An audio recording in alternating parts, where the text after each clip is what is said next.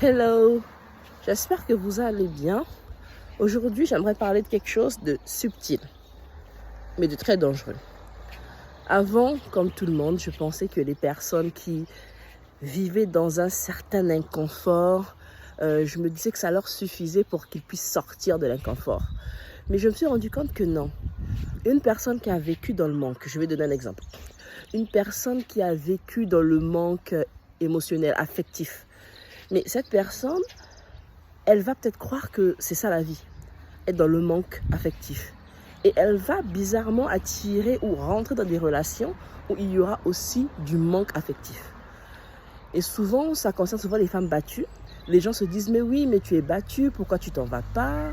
Mais qu'est-ce qui fait que tu ne pars pas? Oui, elle reste parce qu'elle aime ça. Non, pas forcément, c'est pas parce qu'elle aime ça. C'est quelque part parce qu'elle ne sait pas que autre chose existe. Elle pense que ma maman a vécu ça, mon papa a vécu ça, ou ma tante a vécu ça, je vis ça, c'est peut-être normal. Vous savez, la zone de confort peut être même dans l'inconfort. On peut être dans l'inconfort, mais dans la zone de confort.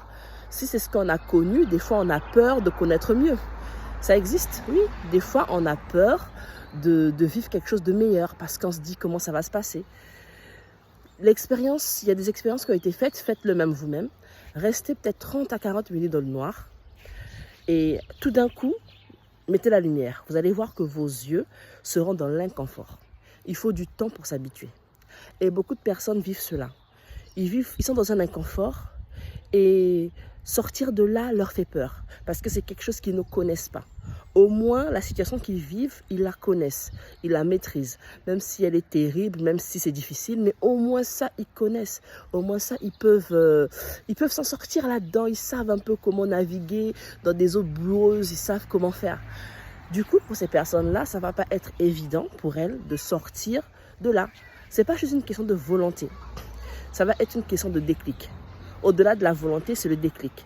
Le déclic de comprendre qu'il y a plus pour eux. Il y a mieux pour eux. Et surtout, qu'ils ont droit à mieux.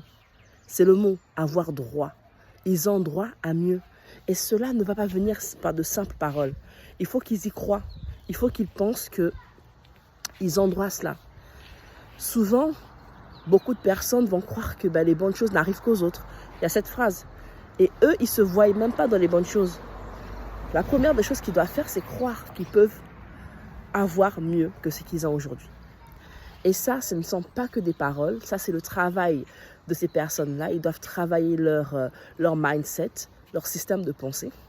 Mais d'abord, première des choses, ils doivent comprendre qu'ils ont un système de pensée qui est à proscrire. Et ça, je vais en parler dans une autre vidéo.